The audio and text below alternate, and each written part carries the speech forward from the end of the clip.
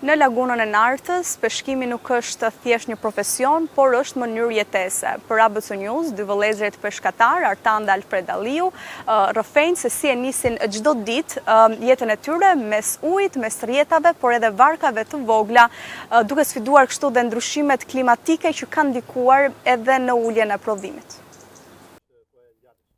Artan dhe Alfred Alliu janë dy vëllezër që për dekada i kanë kushtuar jetën peshkimit në lagunën e Nartës. Alfredi u rikthye nga emigrimi para 12 vitesh, ndërsa Artani e ka këtë profesion prej më shumë se 2 dekadash. Ata nuk e konsiderojnë thjesht një mënyrë për të siguruar të ardhura, por një pasion që i lidh thellë me lagunën, stacionin e tyre të përditshëm. Kam ja 12 vjet në peshkim, se këta burrë ka një 25 vjet me peshkimin.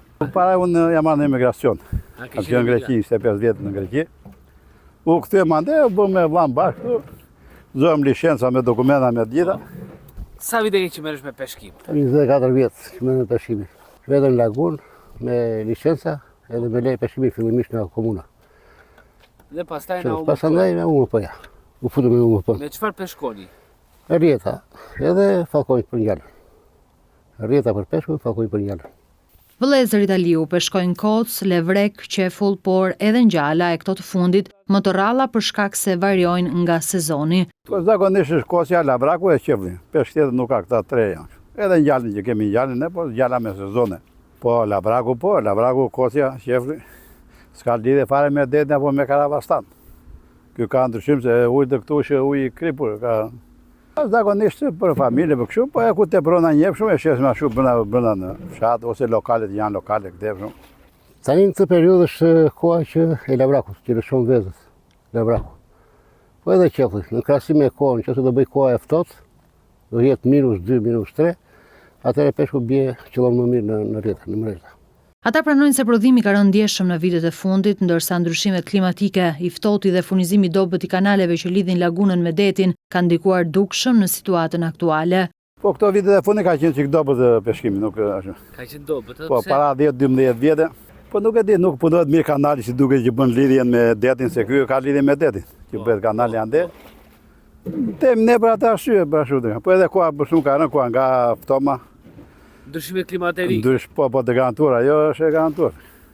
Tani këto vitet e fundit peshkimi është në rënie, sepse janë shumë arsye me fjalë. Në rast parë janë kushtet klimatike që janë ndryshuar. Ndoshta edhe anë detit mund të gjojnë anijet e peshkimit, edhe nuk e lejojnë peshku që të futet brenda në kohën që furnizohet laguna. Të themi për kanalet kanë punuar, kanalet kanë qenë të hapura, këto 4-5 vjet e fundit apo edhe më shumë, kanë qenë të hapura, kanë punuar mirë. Jo, nga ndryshimet e klimës, Këtu gjuhet me shtytha me fjalë mbi 30. Shtytha mbi 30.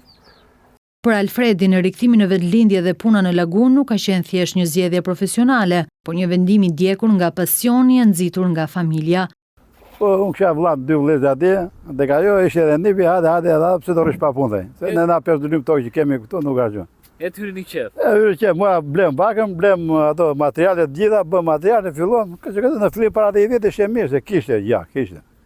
Dite punës më mirë nga greku e nga italiane nga gjithë. Pasaj si ndryshoi klima, ja shikon veti, nuk është. Në këtë kohë po të ishte ftomë shumë, do dilin gjithë me 50 kg, 60 kg peshk. Ku ka, ja dolën ata shokët, 3 kg peshk.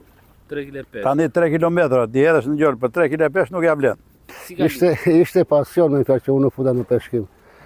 Një kunat e im vinte me fjalë për të gjojtur peshk kanaleve këtej, edhe kishte një 300 metra rrjet. I mora ato rrjetat, u futa në gjallë, ato rrjetat i themi shoku, i marr bark me atë shokut, dhe u futa në gjallë. Kapëm një peshk në fillim. Pasandaj më thotë ai shoku, ai hedhim rrjetat thotë. Jo, dha rrjetat atje, ditë tjetër ka pa 40 kg peshk me 300 metra rrjet. Atëherë u fut ajo pasioni me fjalë për të gjojtur edhe në gjallë në lagunë. Do vazhdoni të peshkoni? Po patjetër, sa të kemi mundësinë. Varkat e tyre dhe të gjitha aktivitetet e peshkimit janë të licencuara dhe të rregullta, duke respektuar ligjin dhe masat e sigurisë. Laguna këtu s'kishe ku e çojë peshkun, nuk kishe ku e çojë peshkun. Zgjidhë çdo varka aty se këtu zakonisht gjithë lagunë janë 40 varka. Janë me licenca. Më përpara kanë qenë 30 varka. 30-35 me fjalë varësi që mund të futet edhe ndonjë tjetër në UMP. Ndërsa tani janë reduktuar, mund të jenë 15-20, sepse zona e Nartës dhe Zvënësit po thuaj se janë larguar. Me gjithë uljet në prodhim dhe ndikimet klimatike, dy vëllezër italiu nuk ndalen në pasionin dhe punën e tyre të përditshme pranë lagunës së Nartës.